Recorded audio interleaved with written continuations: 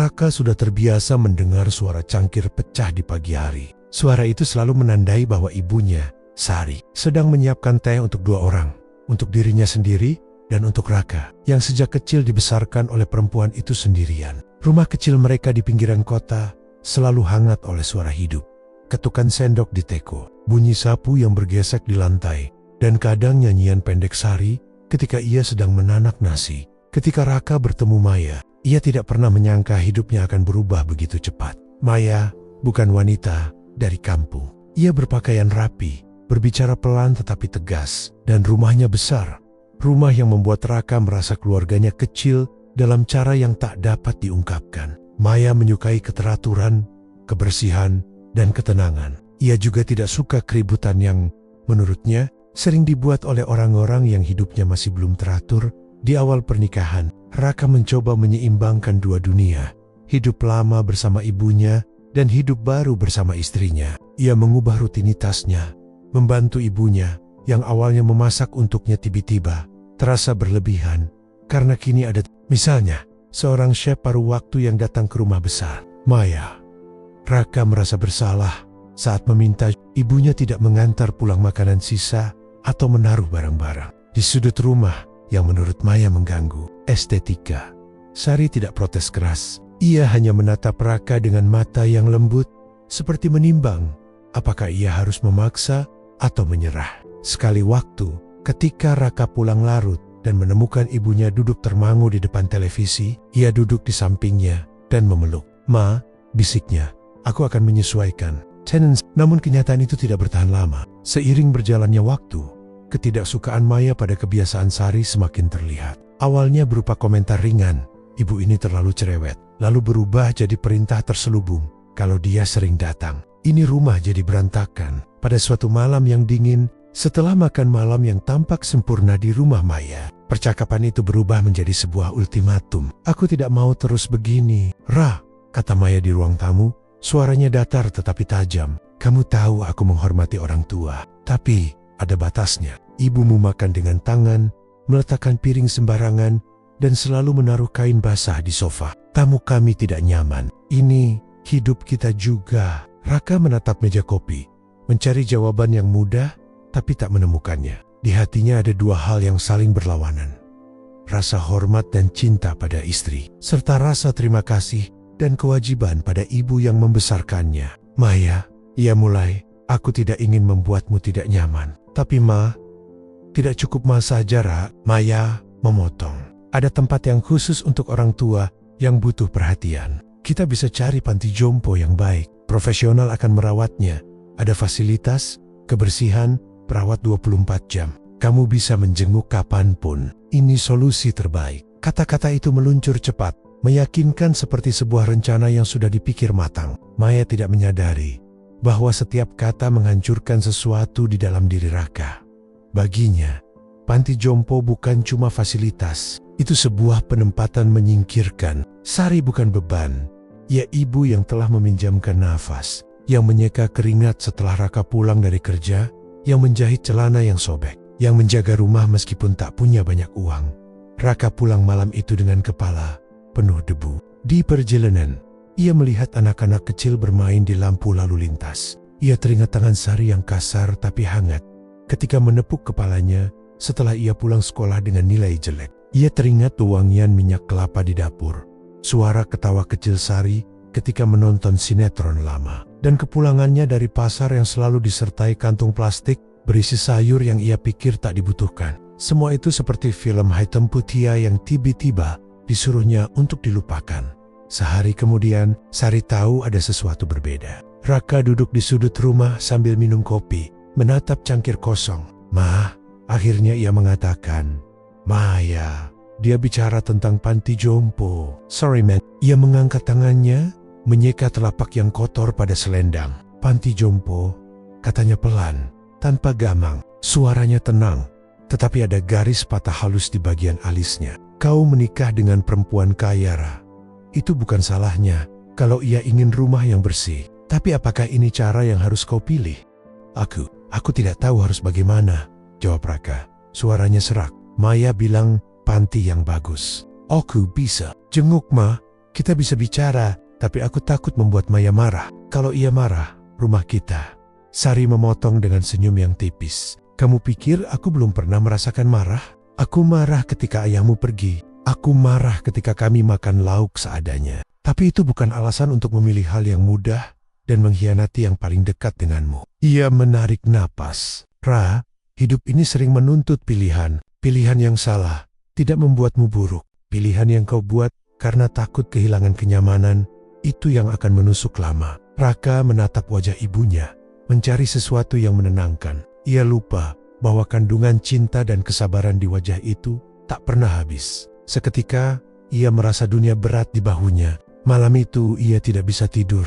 Keputusan akhirnya datang bukan karena Raka kuat, melainkan karena don-don kecil masalah yang menumpuk.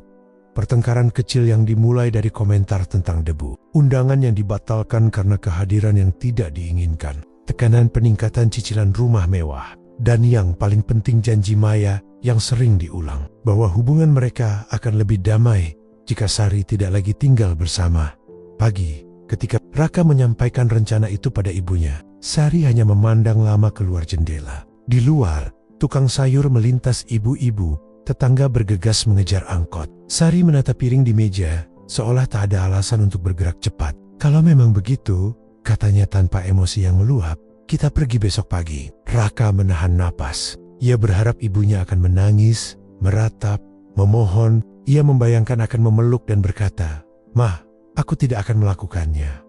Lalu semuanya akan kembali seperti dulu. Tapi yang terjadi jauh lebih menyakitkan ketegangan yang diam. Sari menata tas kecilnya, memeriksa ulang baju-baju yang ia bawa, menyelipkan selembar kain bersih, dan lalu duduk di kursi dengan tenang di pagi yang cerah. Setelah Raka menanggung beban, dan Maya memberikan instruksi ringkas tentang dokumen dan fasilitas, mereka berangkat. Mobil melaju pelan, melewati jalan yang biasa Sari lewati untuk ke pasar. Di jendela, Sari menatap keluar, seperti menatap layarnya hidup yang berubah. Wajahnya tenang, kadang tersenyum kecil ketika melihat anak-anak yang bermain. Ia bahkan mengangguk pada seorang ibu penjual kue yang ia kenal sejak lama. Panti jompo itu lebih rapi daripada rumah Sari.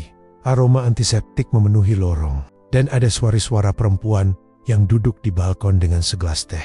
Mereka memakai pakaian bersih, dan perawat menyambut dengan senyum profesional. Ada meja pendaftaran, formulir yang harus ditandatangani, beberapa kotak berisi barang-barang pribadi, dan sebuah kamar kecil yang tampak aman.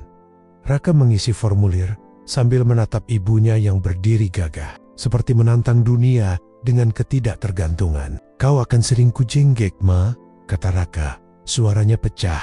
"Aku janji." Sari menatapnya panjang, matanya berkaca-kaca, tetapi ia tidak menangis. "Janji ya, kamu selalu menjanjikan banyak hal sejak kecil, Ra. Belajar setiap malam, jangan lupa sholat, jangan bertengkar. Aku tahu kau menjanjikan hal ini juga. Aku percaya janji tetap memiliki berat, meski kita lupa kadang." Raka menyentuh tangan ibunya. Tangannya kecil, berkeringat sedikit. Maafkan aku." Sari menepuk tangan Raka lembut. "Kalau kau minta maaf karena takut, itu bukan penyesalan. Kalau kau minta maaf karena kamu sadar kesalahanmu, itu lebih berharga." Ia tersenyum samar. "Jangan hidup hanya demi membuat orang lain nyaman, Ra. Hidupmu adalah hidupmu." Raka ia ingin menarik ibunya keluar dari panti itu, membawanya pulang, menatap Maya dan mengatakan tidak. Tetapi ketika ia kembali ke mobil, Maya sudah menunggu, rapi, bersih, wajahnya tanpa penyesalan. "Kau beri aku waktumu," katanya dingin, "dan kau pilih panti." "Baik." Raka tahu kata-kata protes akan menimbulkan pertengkaran yang mungkin berarti kehilangan, mungkin yang lebih besar. Ia menutup pintu mobil. Saat mobil menjauh dari panti jompo, Raka menoleh ke arah jendela. Ibunya melambai pelan. Mata Sari melintas di antara keriput yang dalam dan senyum tipis. Ada sesuatu yang tak terucap, sebuah doa mungkin, atau penerimaan. Di perjalanan pulang, Raka tidak berkata banyak. Di dalam hatinya, ada lubang besar yang kau bisa dengar deru napasnya. Di kantor, di kamar, di jam-jam kosong, wajah Sari terus datang, menyiapkan sarapan, merapikan baju lamanya, mengikat rambut Raka. Suaranya ketika berkata, "Hati-hati, Ra." Seketika semua itu terasa seperti kenangan yang baru saja dibuang ke dalam laci yang rapat dikunci. Raka duduk sendirian di ruang tamu rumah besar itu. Lampu Maya membaca buku tanpa menengok. Raka membuka laci kecil di meja, mengambil selembar kain yang pernah dibawa Sari bau kelapa samar. Ia menempelkan kain itu di hidungnya dan menutup mata, mencoba menemukan bagian dari rumah yang dahulu ia panggil rumah. Di pojok pikirannya, sebuah bisik terselip. Bila sesuatu terjadi nanti, apakah ia akan berani menuntut bantuan dari perempuan yang sedikit saja pernah ia kecewakan? Raka menelan bisikan itu kelam, jauh, seperti sesuatu yang akan ia lihat ketika nalar tak lagi memedulikan harga diri. Ia tak tahu bahwa keputusan hari itu akan menuntunnya pada lingkaran yang lebih besar dari sekadar rasa bersalah. Ia tidak tahu bahwa hidup tidak pernah rapi seperti tatanan sofa di rumah baru, dan bahwa takdir kadang menaruh potanggen-potanggen yang saling terkait pada tempat yang paling tidak kita duga. Namun, malam itu hanya ada rasa sepi, rasa yang menusuk lembut, menuntut jawaban dari seorang anak yang telah memilih kenyamanan, dan dari seorang suami yang percaya ia melakukan hal yang benar demi pernikahannya. Raka menatap jendela, melihat lampu-lampu kota berkedip, dan menyadari beberapa pintu ditutup dengan kunci yang hanya bisa dibuka oleh keberanian untuk menanggung akibatnya. Sudah hampir setahun sejak hari Raka meninggalkan ibunya di panti jompo. Waktu berjalan cepat, tapi rasa bersalah berjalan pelan, seperti bayangan yang selalu menempel di belakangnya.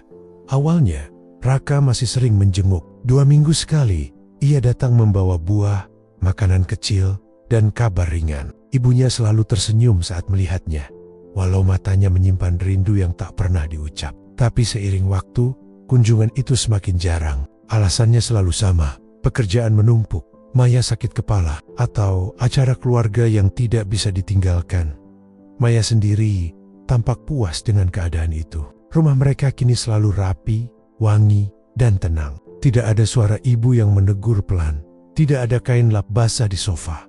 Tidak ada tumpukan piring bekas teh. Namun, di tengah semua ketenangan itu, ada kehampaan yang tidak bisa dijelaskan. Raka mulai sering duduk diam di ruang tamu, tanpa tahu apa yang ia pikirkan. Maya sibuk dengan kegiatan sosialnya, arisan, perawatan wajah, dan acara komunitas wanita. Ia terlihat bahagia tetapi Raka tahu, senyum itu lebih sering muncul di depan orang lain, bukan padanya. Suatu malam yang sunyi malam itu hujan turun deras. Raka baru saja pulang kerja, tubuhnya lelah. Ia menaruh tas di sofa dan menatap rumah yang sepi. Biasanya, dulu, kalau hujan begini, ibunya akan menyambut dengan suara lembut, minum jahe biar nggak masuk angin. Kini, hanya suara hujan yang menggantikan suara itu. Ia membuka lemari, mengambil mug, dan menyeduh air panas. Aroma jahe instan terasa aneh, seperti meniru sesuatu yang dulu alami dan tulus. Ketika hendak duduk, teleponnya berdering. No, tak dikenal. Halo, Raka menjawab lemas. Selamat malam, ini dari panti jompo Bahagia Sejahtera. Apakah benar ini dengan Bapak Raka, anak dari Ibu Sari? Rocket, dadanya berdegup cepat. Iya, betul. Ada apa, Bu? Begini, Pak. Ibu Sari tadi sore jatuh di kamar mandi. Sekarang sudah di rumah sakit. Tidak parah, tapi kami ingin Bapak datang untuk memastikan perawatan dan tanda tangan administrasi. Rocketarium. Hujan di luar terdengar semakin deras. Ada suara petir yang menyambar di kejauhan. Saya akan datang besok pagi, jawabnya akhirnya. Pagi yang penuh rasa bersalah keesokan harinya, Raka pergi sendiri. Maya menolak ikut. Aku ada janji facial dan meeting komunitas. Lagi pula, dia kan dirawat baik-baik di sana, katanya datar. Di perjalanan menuju rumah sakit, pikiran Raka penuh dengan bayangan wajah ibunya. Wajah yang dulu sabar, kini mungkin sudah menua lebih cepat. Ketika ia sampai di rumah sakit, Sari sedang duduk di kursi roda di dekat jendela. Mata tuanya menatap ke arah luar, mengikuti gerimis kecil yang masih turun. Ma, suara Raka parau. Sari menoleh pelan, lalu tersenyum. Ra, kau datang? Raka langsung berlutut di hadapan ibunya. Maaf, Ma, aku telat datang. Aku? Sari menggeleng. Tidak apa-apa. Ibu tidak apa-apa kok. Hanya terpeleset. Usia tua begini memang gampang oleng. Ia tertawa kecil, tapi suara tawanya bergetar.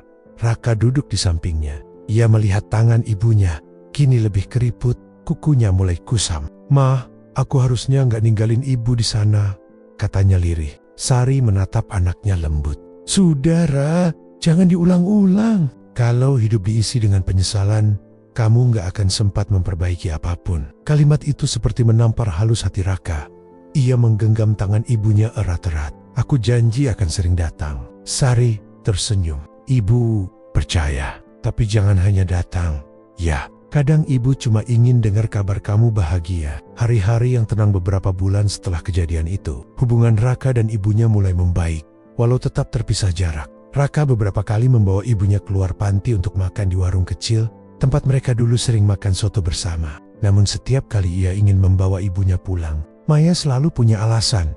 Rumah ini belum siap, atau aku takut dia jatuh di tangga, atau nanti dulu ya. Ra, tolong jangan rusak suasana. Lambat laun, Raka menyerah lagi pada kenyataan. Ia belajar hidup dengan kompromi, cinta yang terbelah dua, antara ibu yang membesarkannya dan istri yang kini menguasai arah hidupnya. Kabar buruk itu datang suatu malam. Maya jatuh pingsan di kamar mandi. Tubuhnya menggigil, napasnya pendek. Raka panik dan segera membawanya ke rumah sakit. Dokter datang dengan ekspresi serius setelah serangkaian pemeriksaan. Maaf, Pak Raka, katanya pelan. Istri Bapak mengalami gagal ginjal tahap lanjut. Kami harus segera mencari donor yang cocok. Rocket, dunia seolah berhenti berputar. Gagal ginjal? Tapi selama ini dia kelihatan sehat. Penyakit ini kadang datang diam-diam. Pak, kita perlu segera mencari donor, atau kondisinya bisa memburuk. Hari-hari berikutnya jadi kabut bagi Raka. Ia mondar-mandir antara rumah sakit, laboratorium, dan rumah. Semua keluarga Maya sudah dites, tapi hasilnya nihil. Tidak ada yang cocok. Maya semakin lemah. Wajahnya pucat, tubuhnya kurus, dan setiap kali Raka menatapnya, ada rasa takut luar biasa dalam dirinya. Suatu sore, dokter datang membawa hasil terakhir dari serangkaian tes. Pak Raka, katanya pelan, kami sudah mencocokkan data genetik yang Bapak berikan. Satu-satunya kandidat yang cocok untuk mendonorkan ginjal kepada istri Anda adalah ibu Anda sendiri. Rocketeer, suaranya tercekat. Ibu saya. Iya Pak Ibu Sari, cocok hampir sempurna. Kalau beliau bersedia, peluang hidup istri Anda meningkat tinggi. Dunia seakan berhenti berputar bagi Raka. Dadanya sesak. Kata-kata dokter itu seperti pedang yang menembus semua lapisan penyesalannya. Perempuan yang dulu ia titipkan di panti, yang ia singkirkan karena keinginan istri, kini menjadi satu-satunya harapan hidup bagi wanita yang membuatnya melupakan ibunya sendiri. Pergulatan hati malam itu. Raka duduk di parkiran rumah sakit sendirian. Lampu-lampu kota berkelip, tapi matanya kosong. Ia ingin menangis, tapi air matanya sudah kering oleh rasa bersalah. Di dalam kepalanya, ia mendengar suara ibunya dulu. Jangan hidup hanya demi membuat orang lain nyaman. Rah, hidupmu adalah hidupmu. Kata-kata itu kini terasa seperti doa dan kutukan sekaligus. Ia tahu apa yang harus dilakukan, tapi hatinya takut menatap ibunya setelah semua luka yang ia buat. Tapi waktu tidak memberi pilihan. Maya makin lemah. Setiap detik terasa berharga. Akhirnya, dengan langkah berat, Raka pergi menuju panti jompo di pagi hari berikutnya. Pertemuan di pagi buta Sari sedang menyiram bunga di halaman ketika Rokedat, udara masih dingin. Aroma tanah basah menguar. Raka berdiri di belakangnya, tak mampu bersuara. Sari menoleh, dan begitu melihat anaknya, ia tersenyum. Kau datang pagi-pagi begini? Taman, Are. Suaranya bergetar. Maya sakit, parah. Dokter bilang dia butuh donor ginjal. Sari menatap anaknya tanpa ekspresi. Dan, kamu datang untuk meminta ibu? Raka meneteskan air mata. Maaf Ma, aku tahu aku gak pantas minta ini. Tapi, hanya ibu yang cocok. Hanya ibu. Keningan panjang. Angin meniup pelan rambut putih di kepala Sari.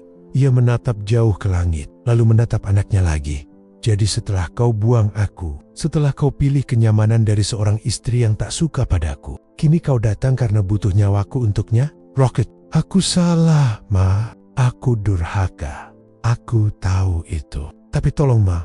Tolong, jangan biarkan dia mati. Sari menatap Raka lama sekali. Wajahnya tidak lagi hanya menunjukkan sedih, tapi juga keteguhan. Akhirnya, ia berkata pelan. Aku akan pikirkan Ra, tapi bukan karena Maya, karena kamu. Karena aku masih ingin melihat kamu menebus kesalahanmu.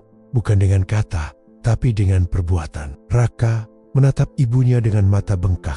Ia tidak tahu apakah itu pengampunan atau ujian. Namun satu hal ia tahu pasti, waktu mulai menagih balasan dari seorang anak yang dulu memilih diam saat ibunya dibuang dari rumah.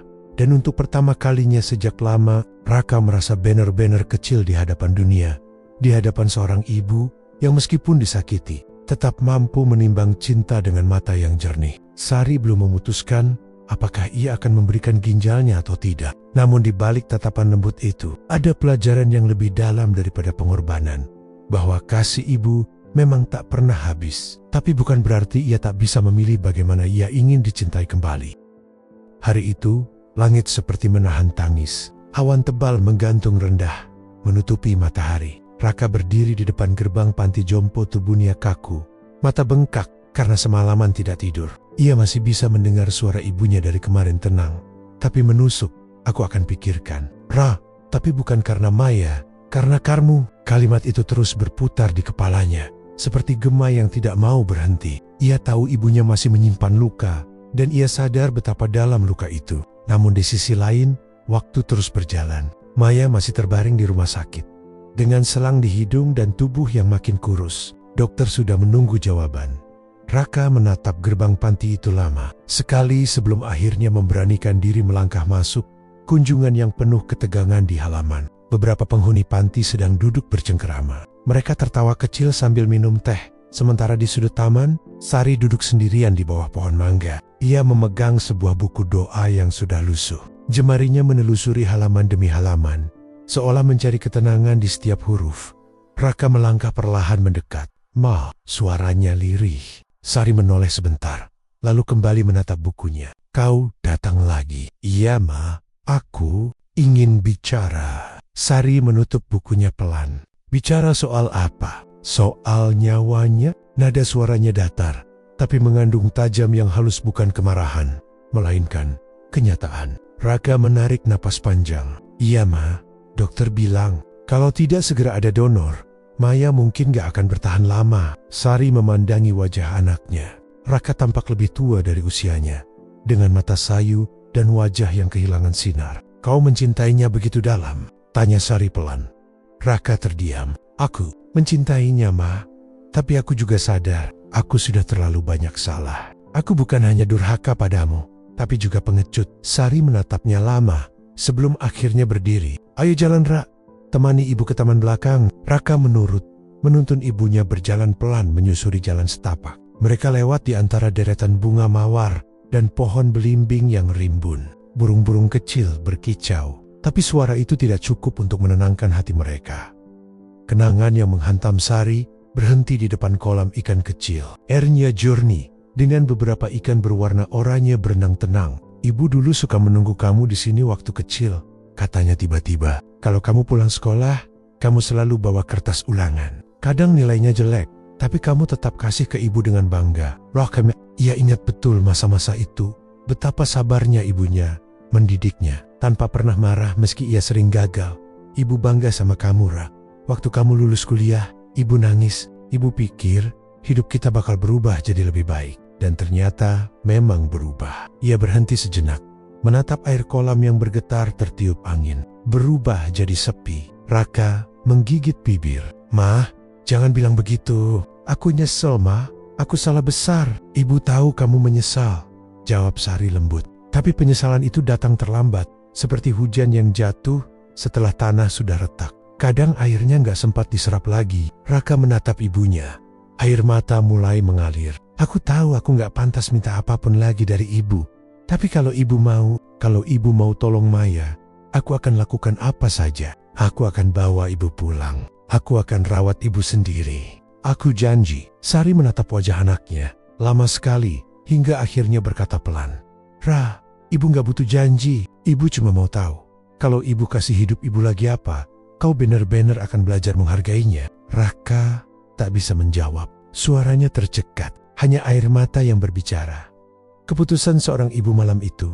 Raka menunggu di kamar tamu panti. Ia tidak berani pulang. Sari masuk dengan langkah perlahan, membawa segelas air. Ia duduk di depan anaknya dan berkata, Ibu sudah pikirkan semuanya. Raka menatap ibunya dengan tegang. Apa, Ibu? Pesit. Sari diam sejenak, lalu mengangguk pelan. Ibu akan donor ginjal itu, Ra. Tapi bukan karena Maya. Karena kamu masih anak ibu. Karena ibu nggak mau melihat kamu hidup dengan penyesalan seumur hidup. Air mata Raka langsung pecah. Ia mencium tangan ibunya berkali-kali. Ma, aku nggak tahu harus bilang apa. Sari memotong lembut. Bilanglah terima kasih saja, tapi bukan dengan kata-kata. Buktikan nanti. Operasi beberapa hari kemudian, proses persiapan operasi dimulai. Rumah sakit dipenuhi aroma antiseptik dan suara langkah tergesa. Raka mendampingi ibunya di ruang tunggu operasi. Ia menggenggam tangan Sari erat, seperti takut kehilangan untuk kedua kalinya. Sari mengenakan baju operasi warna biru muda. Wajahnya tenang, bahkan sesekali tersenyum. Jangan takut, Ra. Ibu sudah tua. Kalau bagian kecil dari tubuh ibu bisa nyelamatin orang lain, itu bukan rugi. Ma, aku nggak mau ibu sakit. Sari tersenyum tipis. Sakit itu kecil, Ra. Yang besar itu kalau kamu nggak belajar dari semua ini. Raka menangis sejadi-jadinya. Bahkan setelah ibunya dibawa masuk ke ruang operasi, waktu berjalan lambat. Setiap detik terasa seperti 1 jam. Ia menunggu di luar dengan dada yang nyaris pecah. Beberapa jam kemudian, dokter keluar dengan wajah tenang. Operasi berhasil, katanya. Baik ibu maupun istrinya dalam kondisi stabil. Raka langsung berlutut, menangis syukur. Tapi di balik rasa lega itu, ada rasa takut-takut kalau kebahagiaan ini hanya sementara. Setelah operasi beberapa hari kemudian, Sari dan Maya dipindahkan ke ruang pemulihan. Maya masih lemah, tapi sadar. Saat pertama kali melihat Raka, ia menangis. Raka, aku dengar dari dokter. Itu, ibumu. Raka mengangguk pelan. Iya, ibu yang nyelamatin kamu. Maya menutup wajahnya, menangis sesenggukan. Aku jahat sama dia, Ra. Aku suruh kamu buang dia. Aku yang minta itu semua. Raka hanya bisa diam. Untuk pertama kalinya, Maya menatapnya dengan rasa malu yang dalam. Beberapa hari kemudian, Maya meminta untuk bertemu Sari.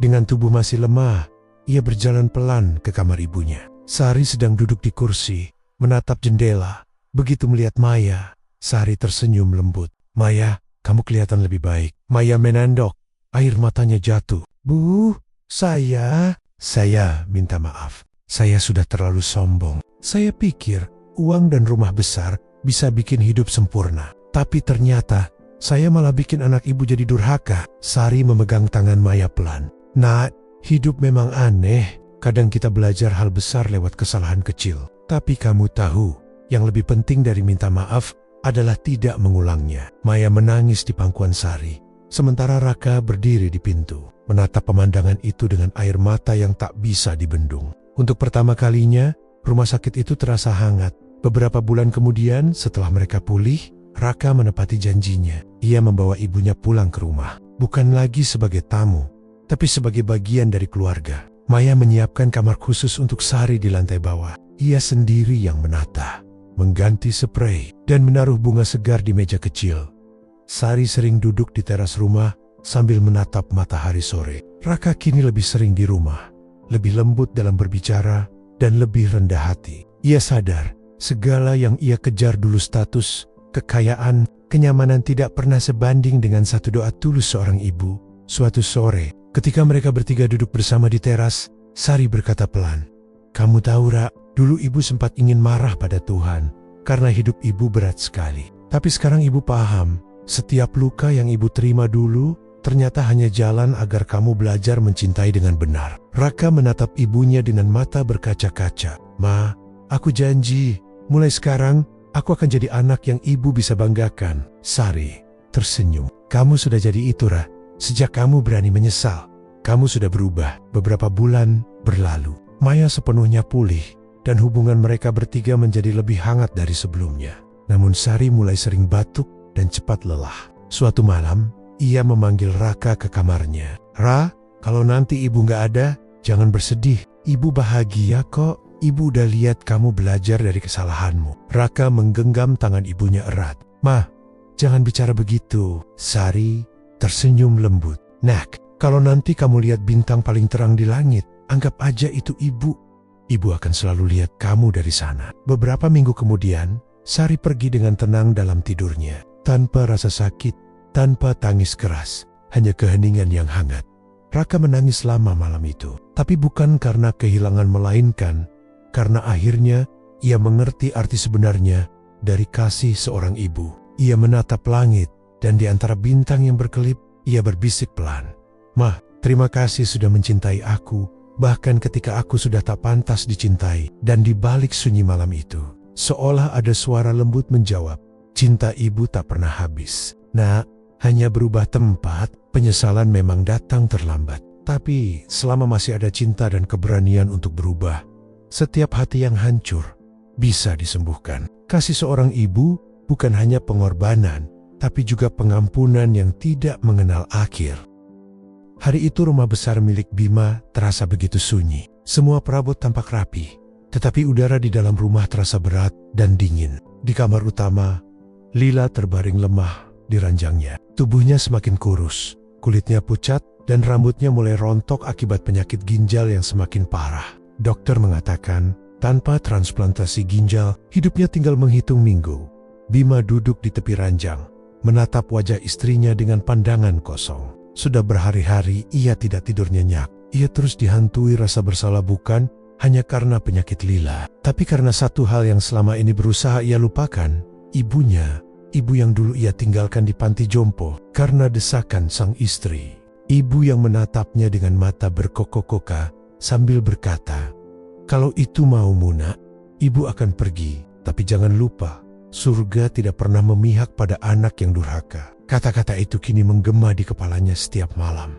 Pagi itu, dokter datang dengan kabar penting. "Pak Bima, kami sudah melakukan tes untuk mencari donor yang cocok dengan ginjal Bu Lila. Tapi sejauh ini belum ada yang cocok. Hanya ada satu kemungkinan terakhir," kata dokter itu, ragu-ragu, melanjutkan. "Siapa, Dok?" tanya Bima cepat. Suaranya gemetar. "Dari data yang kami cocokkan, satu-satunya orang yang memiliki kecocokan 100% adalah ibu kandung Anda." Bima terdiam. Dunia seolah berhenti berputar. Ibu saya," suaranya bergetar antara tidak percaya dan terpukul. "Ya Pak, tapi kami butuh izin Anda untuk menghubungi beliau. Kalau beliau bersedia mendonorkan ginjalnya, peluang hidup istri Anda akan sangat besar." Bima tidak langsung menjawab. Matanya kosong. Ia teringat bagaimana ia meninggalkan ibunya di panti jompo 3 tahun lalu, tanpa pernah menengok atau mengirim kabar. Ia bahkan tidak tahu apakah ibunya masih hidup atau tidak. Sore itu, Bima mengemudi sendirian menuju panti jompo di pinggiran kota. Jalan menuju tempat itu terasa begitu panjang, seolah menuntunnya ke dalam jurang penyesalan. Ia ingat dulu tempat itu tampak biasa saja, tapi kali ini, setiap langkah yang ia ambil terasa berat. Ketika sampai, seorang petugas menyambutnya. "Maaf, Anda mencari siapa?" "Saya mencari Ibu Siti." "Siti Mariam," jawab Bima pelan. Petugas itu berpikir sejenak, lalu wajahnya berubah sendu. "Oh, Bu Siti, beliau sudah jarang berinteraksi dengan orang lain. Kesehatannya menurun, tapi beliau masih bisa bicara. Beliau sering duduk di taman belakang, menatap langit sore." Bima mengikuti arah yang ditunjukkan. Di taman kecil di belakang panti, ia melihat seorang wanita tua duduk di kursi roda, memandangi langit senja. Rambutnya memutih, tubuhnya kurus, tapi sorot matanya tetap lembut seperti dulu. "Ibu," suara Bima serak ketika memanggil.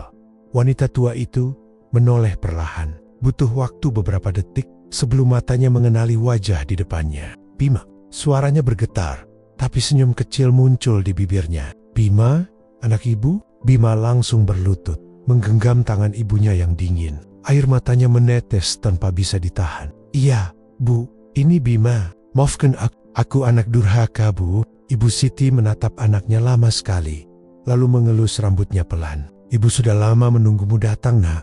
Ibu tidak marah. Ibu tahu, kamu pasti punya alasan. Tapi ibu hanya ingin melihat kamu bahagia." Tangis Bima pecah. Ia tak bisa berkata apa-apa lagi selain memohon ampun. Beberapa hari kemudian, Ibu Siti setuju untuk menjadi donor bagi Lila. Semua pemeriksaan berjalan lancar, dan jadwal operasi pun ditetapkan.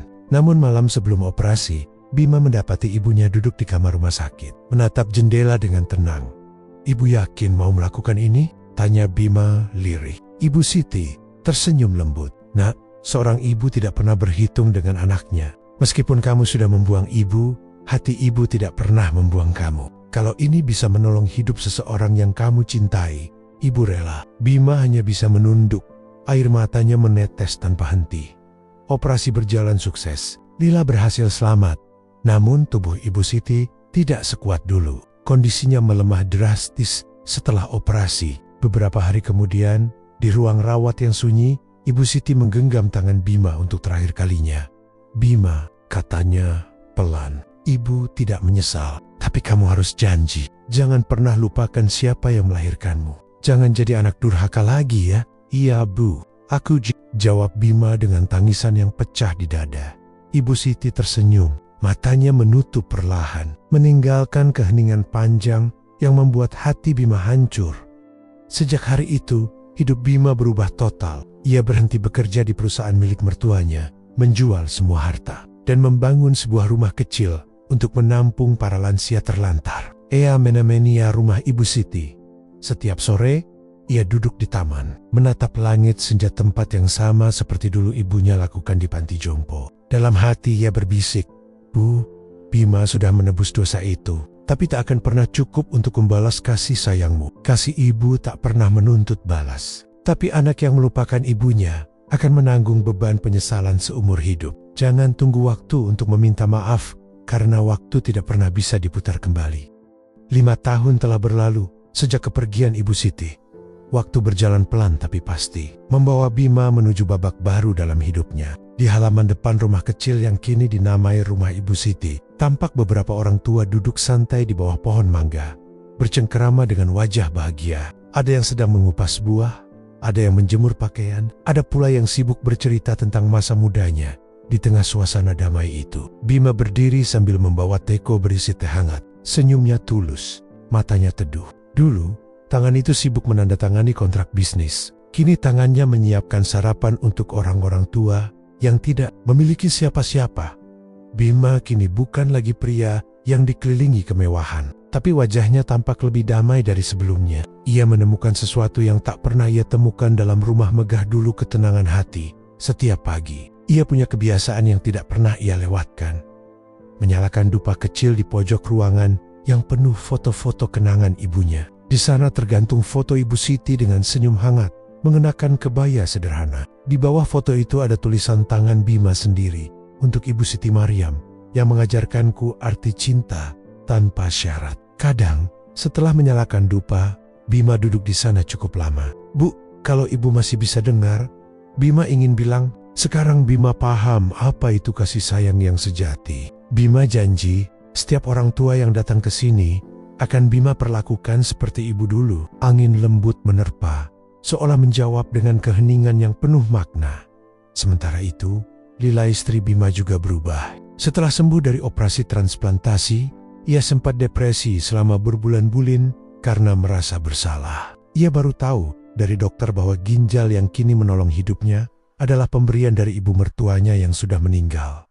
Waktu itu ia menangis berhari-hari, tidak sanggup memandang suaminya. "Bagaimana ibu masih mau menolongku? Padahal aku yang memintamu membuangnya dulu," ucapnya dengan suara bergetar. Bima hanya menjawab pelan, karena ibu tidak pernah menyimpan benci. Ibu hanya tahu caranya mencintai. Kini, Lila menjadi sosok yang jauh berbeda. Ia ikut membantu mengurus rumah Ibu Siti, menjadi ibu bagi para lansia di sana. Tiap minggu, ia memasak makanan hangat dan mengajari anak-anak muda sekitar untuk menghormati orang tua. Suatu sore, rumah Ibu Siti kedatangan tamu istimewa, seorang wartawan muda yang ingin menulis kisah inspiratif tentang Bima dan rumah lansianya. "Pak Bima, mengapa Anda mau meninggalkan hidup mapan dan memilih hidup seperti ini?" tanya wartawan itu sambil menyalakan alat perekam. Bima tersenyum tenang. "Karena dulu saya lupa dari mana saya berasal. Saya kira kebahagiaan bisa dibeli dengan uang. Tapi ternyata kebahagiaan sejati datang ketika kita bisa menebus kesalahan dan membuat orang lain tersenyum." "Apakah Bapak masih menyesal?" tanya wartawan itu lagi. Bima menatap langit sore yang berwarna oranye, lalu menjawab pelan, "Menyesal? Iya, tapi penyesalan tidak selalu buruk. Ia bisa jadi jalan menuju pengampunan. Ibu saya memang sudah tiada, tapi saya tehu. Setiap kali saya membantu orang tua di sini, ibu ikut tersenyum dari atas sana." Wartawan itu terdiam, matanya berkaca-kaca. Beberapa bulan kemudian, Bima menerima undangan dari pihak pemerintah daerah untuk menerima penghargaan sebagai tokoh penggerak sosial lansia. Ia datang dengan pakaian sederhana, menolak dijemput dengan mobil dinas. Dalam sambutannya di atas panggung, ia berkata, "Penghargaan ini bukan untuk saya, tapi untuk seorang ibu yang pernah saya sia-siakan. Kalau bukan karena beliau, saya tidak akan berdiri di sini. Dulu saya anak durhaka, tapi ibu memberi saya kesempatan untuk belajar mencintai lagi." Semua orang bertepuk tangan dan banyak yang menitikkan air mata.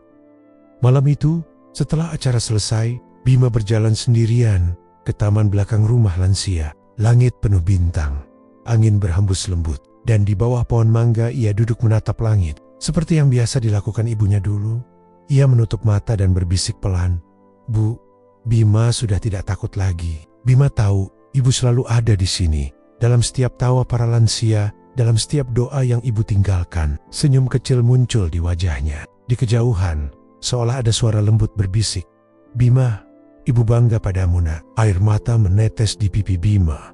Tapi kali ini bukan air mata sedih melainkan rasa lega. Ia tahu penebusannya sudah sampai pada titik yang benar. Bima dan Lila menjalani hidup sederhana di rumah Ibu Siti, mengasuh para lansia seperti keluarga sendiri. Rumah itu berkembang menjadi tempat perlindungan bagi mereka yang terlupakan di dinding ruang tengah. Terpajang kalimat sederhana yang menjadi pedoman bagi semua penghuni rumah itu.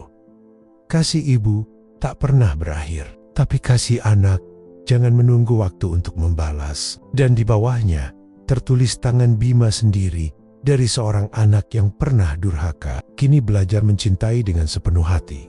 Tahun demi tahun berlalu, rumah Ibu Siti kini sudah berusia lebih dari 10 tahun. Bangunannya yang dulu sederhana kini tampak lebih luas. Dindingnya dicat warna krem dengan halaman penuh bunga, kertas berwarna merah muda. Di pintu masuk terpampang papan kayu bertuliskan, "Rumah Ibu Siti," tempat di mana setiap lansia merasa pulang. Tempat itu kini menjadi rumah bagi lebih dari 30 orang lansia. Setiap pagi terdengar tawa dan percakapan hangat dari mereka yang sedang berolahraga ringan, membaca koran, atau menanam sayuran di kebun kecil belakang rumah. Di tengah semua itu, Bima yang kini rambutnya mulai memutih, duduk di kursi rotan sambil menyeruput teh hangat. Tubuhnya sudah tidak sekuat dulu, tapi matanya tetap memancarkan ketenangan di sampingnya. Lila duduk dengan selendang di bahu. Ia masih setia menemani Bima, membantu mengurus para penghuni rumah itu. Sesekali ia mengurut pundak suaminya dan berkata, "Capek ya?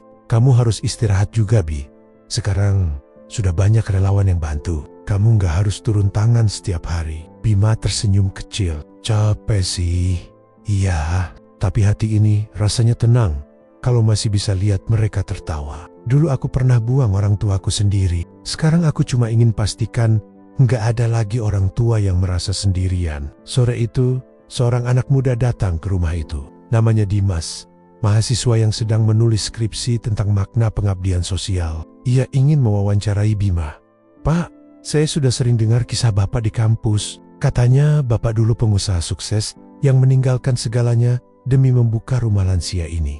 Apa yang membuat Bapak kuat bertahan selama ini?" Bima menatap pemuda itu lama, lalu tersenyum. "Dimas, kekuatan itu datang bukan karena saya hebat, tapi karena saya pernah jatuh sedalam-dalamnya. Dulu saya pikir kasih sayang ibu bisa digantikan dengan kemewahan, tapi saya salah besar. Ketika saya kehilangan beliau, saya baru sadar semua yang saya miliki nggak berarti apa-apa. Jadi, rumah ini semacam penebusan, Pak?" tanya Dimas lagi.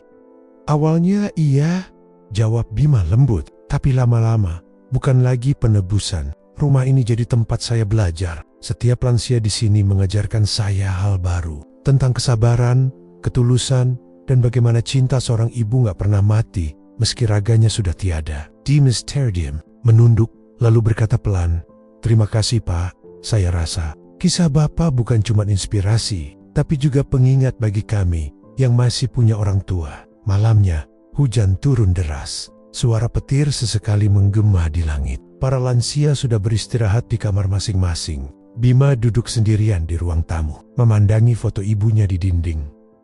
Wajah Ibu Siti dalam foto itu tampak tersenyum, seolah menatapnya dengan kasih yang sama seperti dulu. "Bu," bisik Bima lirih. "Bima sudah berusaha, Bu. Semoga Ibu tenang di sana. Kalau nanti waktuku tiba, semoga Ibu mau menyambutku di tempat yang sama dengan senyuman Ibu dulu." Matanya berkokek-kokah.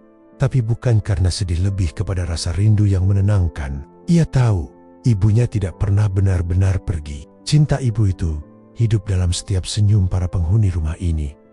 Beberapa bulan kemudian, kondisi kesehatan Bima menurun. Ia mulai sering batuk dan mudah lelah. Dokter menyarankan agar ia banyak beristirahat. Tapi Bima tetap menolak untuk berhenti membantu. "Kalau aku berhenti, rumah ini kehilangan jiwanya," katanya kepada Lila. Namun, Lila tahu tubuh suaminya semakin lemah dari hari ke hari.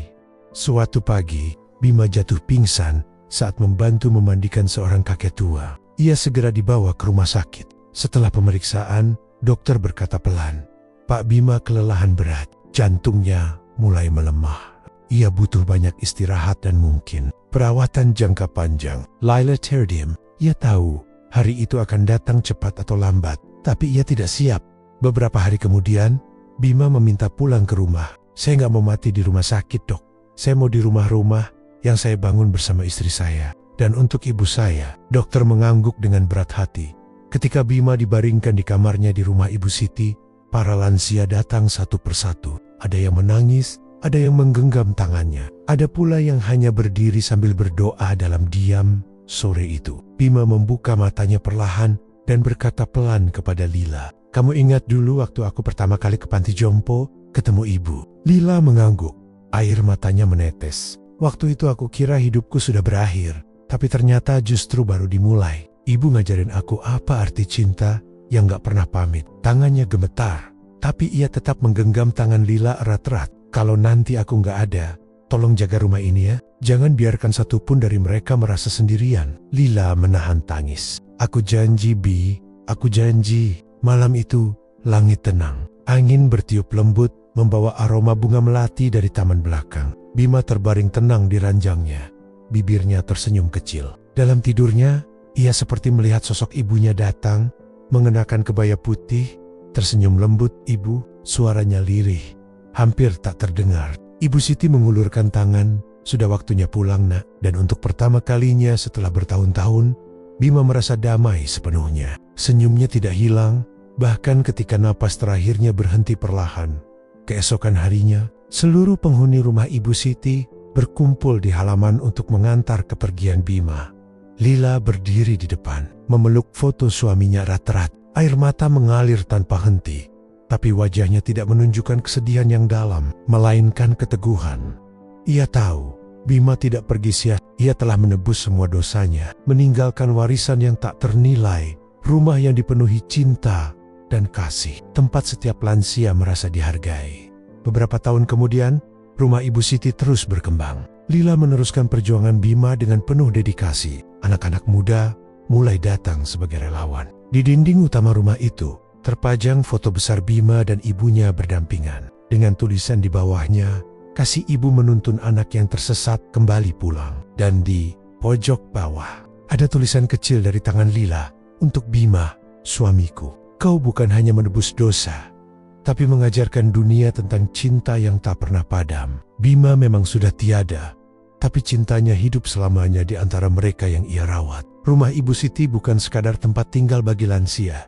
Ia menjadi simbol bahwa penyesalan bisa berubah menjadi pengabdian, dan durhaka bisa ditebus dengan kasih yang tak terbatas. Karena cinta seorang ibu tidak berhenti di liang kubur, tapi hidup dalam setiap kebaikan yang dilakukan anaknya setelah menyesal. 20 tahun telah berlalu sejak kepergian Bima. Waktu berjalan cepat, tapi rumah Ibu Siti masih berdiri kokoh di pinggiran kota, menjadi saksi dari kisah cinta, penyesalan, dan pengampunan yang tak lekang oleh usia. Bangunan itu kini lebih besar dan megah, hasil sumbangan banyak orang yang terinspirasi oleh kisah hidup Bima dan ibunya. Namun, di balik semua perubahan itu, satu hal tak pernah berganti. Suasana hangat yang selalu menyelimuti tempat itu. Pagi itu, matahari menembus tirai jendela, memantulkan cahaya ke ruang tamu yang penuh foto-foto kenangan. Di dinding utama tergantung foto besar Ibu Siti, Bima, dan Lila, berjajar seperti keluarga yang tak terpisahkan oleh waktu. Lila kini sudah tua, rambutnya memutih, langkahnya pelan, tapi semangatnya masih kuat. Ia berjalan menyusuri halaman rumah sambil membawa secangkir teh. Di belakangnya, Seorang pemuda mengikuti sambil memegang buku catatan tebal. "Bu Lila, boleh saya wawancara lagi hari ini?" tanya pemuda itu sopan. Namanya Aruna, relawan muda yang sudah 3 tahun tinggal di sana. Lila tersenyum lembut. "Kamu ini, Aruna, sudah ratusan kali ibu ceritakan kisahnya. Masih belum bosan juga?" Aruna tertawa kecil. "Belum, Bu, tapi kali ini saya ingin menulisnya jadi buku. Biar semua orang tahu kisah Pak Bima dan Ibu Siti. Kisah yang mengubah hidup banyak orang, termasuk saya." Lila terdiam sejenak, memandangi taman kecil di depan rumah. Di sana, para lansia sedang duduk sambil bermain congklak, tertawa bahagia seperti anak kecil. Ia lalu berkata, "Kalau kamu benar-benar mau menulisnya, tulislah bukan sebagai kisah sedih, tapi kisah cinta. Cinta yang lahir dari penyesalan, tapi tumbuh jadi pengabdian." Aruna menulis dengan penuh semangat. Ia sering duduk di depan ruang kenangan, ruangan kecil berisi barang-barang peninggalan Bima, selendang ibunya, catatan harian, dan sebuah kursi kayu tua tempat Bima dulu sering duduk menatap langit senja. Suatu sore, saat menyalin catatan harian Bima, Aruna membaca sebuah tulisan yang membuatnya terhenti lama. Tulisan itu sederhana tapi dalam. "Jika suatu hari aku tiada, jangan tangisi aku. Rawatlah mereka yang masih menunggu kasih seperti aku dulu.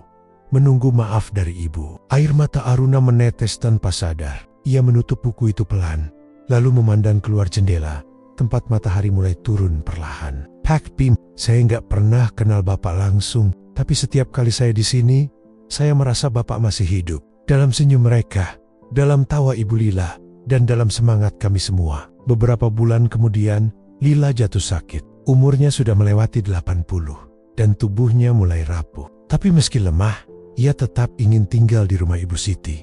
Tidak mau dibawa ke rumah sakit. "Disinilah tempatku," katanya kepada Aruna. "Aku ingin bersama Bima di rumah yang dulu kami bangun dari penyesalan." Malam itu, Aruna menemani Lila di ruang kenangan. "Aruna," katanya pelan, "janji sama ibu, kalau nanti ibu nggak ada, kamu teruskan rumah ini. Jangan biarkan semangat Bima padam. Karena begitu banyak anak di luar sana yang lupa pada ibunya. Dan rumah ini harus tetap jadi pengingat untuk mereka." Aruna menggenggam tangan Lila. "Saya janji, Bu, saya akan teruskan perjuangan ibu dan Pak Bima." Lila tersenyum, matanya berkaca-kaca. "Kalau kamu bisa dengar suara hati, kamu akan tahu setiap doa dari orang tua tidak pernah benar-benar hilang. Doa itu hidup di hati orang-orang baik seperti kamu." Malam itu menjadi malam terakhir Lila. Ia pergi dengan tenang, dengan senyum di wajahnya, seolah sedang melihat seseorang yang menjemputnya dengan tangan terbuka.